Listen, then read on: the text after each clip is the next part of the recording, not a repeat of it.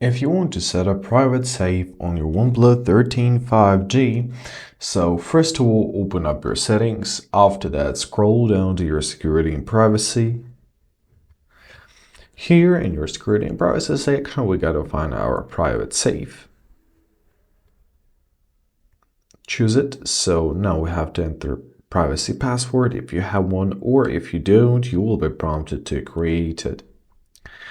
Also, you can add up a fingerprint for greater convenience. However, I'll press skip for now.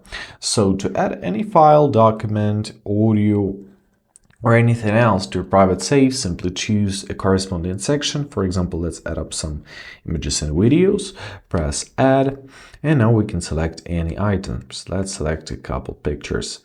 Let's press set as private, give it a couple seconds, and there it is. Now we have private images, and if we're gonna try and open them up in gallery, we won't find them, right?